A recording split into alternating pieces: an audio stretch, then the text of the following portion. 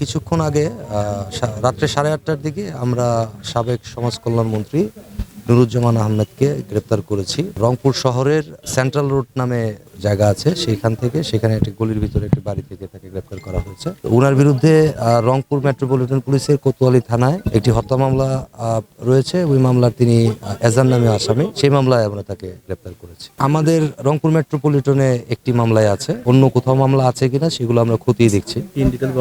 কার বাসায় ছিল বা কি যতটুকু বাসাটা ওনার কাছ থেকে আমরা যেটা জেনেছি যে এটা ওনার ভাগিনার বাসা, উনি বাসার মালিককে এই বিষয়গুলো আমরা তদন্ত করে দেখছি। এরপরে স্বাভাবিক যে আইনি কার্যক্রম সেটা হচ্ছে যে তাকে বিজ্ঞ আদালতের কাছে উপস্থাপন করা হবে।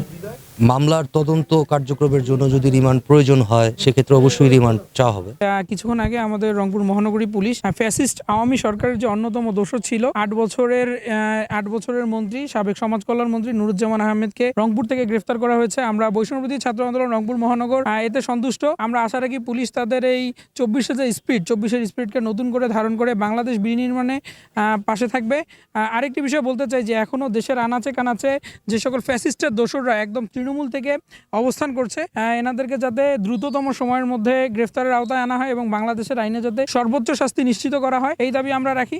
আরেকটি বিষয় বলে রাখতে চাই যে নতুন করে যদি বাংলাদেশকে কেউ অস্থিতিশীল করার চেষ্টা করে সেক্ষেত্রে বৈষম্যবিরোধী ছাত্র আন্দোলন এবং বাংলাদেশের ছাত্র জনতা কঠোরস্থতা দমন করবে। দাবি রাখতে চাই যে আমাদের সাবেক যে প্রধানমন্ত্রী ছিল খুনি শেখ হাসিনা, যিনি এখন ভারতে অবস্থান করছেন, এই আন্দোলনের এতগুলো যে খুন হলো তার মেইন মাস্টারমাইন্ড, তাকে যাতে দ্রুততম সময়ের মধ্যে আন্তর্জাতিক আইনের মাধ্যমে দেশে আনানো হয় এবং দেশের দিক থেকে তাকে জনসম্মুখে তার সর্বোচ্চ শাস্তি নিশ্চিত করা হয়, এই দাবি আমি রাখি। আপনারা জানেন সাবেক যে ফ্যাসিস্টের যে শেখ হাসিনার যে দালাল ছিল একজন মন্ত্রী, সাবেক মন্ত্রী, তাকে আজকে গ্রেপ্তার করা হয়েছে। সেই জায়গা থেকে আমাদের আহ্বান থাকবে যে আমরা দেখেছি যে 16 জুলাই তারপর 4 আগস্ট কিভাবে রংপুরে ছাত্রলীগের হামলা হয়েছে, কিভাবে আওয়ামী লীগের হামলা হয়েছে। সেই জায়গা থেকে শুধু এইসব মন্ত্রী না, আশা করবো রংপুরে যারা ওই সময় হামলা করেছে তাদেরকে দ্রুত আইনের আওতায় আনা হোক। এবং আমরা জানি এরা এখনো রংপুরের ভিতর আছে। সেই জায়গা থেকে পুলিশের যে স্পিড বা পুলিশের যে কাজ করার জায়গা, সেই জায়গা থেকে পুলিশ কিন্তু কোনোভাবেই আগাচ্ছে না। আমরা যখন একটা প্রেশার দিচ্ছি, ওই প্রেশারে ধর মাঝে মধ্যে 1-2টা ধরছে। সেই জায়গা থেকে তাদের প্রতি আহ্বান থাকবে তারা যেভাবে পোশাকের পরিবর্তন করছে সেভাবে তাদের চিন্তা ভাবনা পরিবর্তন করুক। কারণ আগের যে ফ্যাসিস্ট কাঠামো ছিল সেই কাঠামো আমরা রাখতে চাই না। কারণ 53